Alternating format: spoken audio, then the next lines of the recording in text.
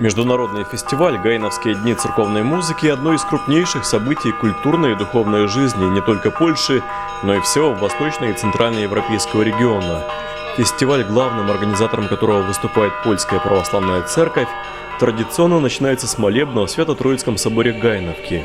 Здесь же, кроме торжественной церемонии открытия, проходят и фестивальные прослушивания.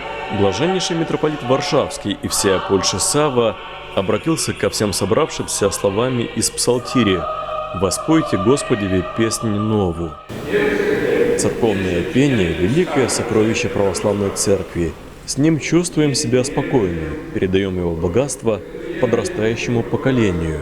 И очень важно сегодня, во времена нравственного релятивизма, что оно имеет особое значение. Церковное пение выполняет функции и воспитательную, и культурную, и общественную. И об этом все мы должны помнить. Торжественная церемония открытия фестиваля «Гайновские дни церковной музыки» завершилась выступлением Ольштинского хора «Бельканта» под управлением профессора Яна Половенюка. Хоровой коллектив – один из лучших в Польше и во всей Европе, лауреат высшей награды Польской православной церкви – ордена Святой Равноапостольной Марии Магдалины.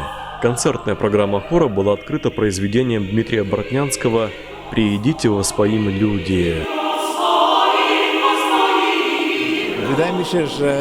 Мне представляется, что очередной 41-й фестиваль в Гайновке очень волнующее, трогающее до глубины души событие. Обогатила его программу хор Бельканта из Ольштина, который открыл фестиваль. Можно было услышать и русскую, и украинскую, но также и польскую церковную музыку. И она была прекрасно подобрана. В нынешнем году в прослушиваниях Гайновского фестиваля участвуют хоры из Сербии, Грузии, Румынии, Латвии и самой Польши. К огромному сожалению, зрители не смогли приехать на фестиваль хоровые коллективы из Беларуси, России и Украины. Утешением же для всех является косвенное участие в программе Гайновских дней церковной музыки церковных композиторов со всех сторон славянского Востока, представляющих общую духовную традицию, которая берет свое начало в Днепровской крещальной купели. Восточноевропейское бюро православного телеканала «Союз», Гайновка, Польша.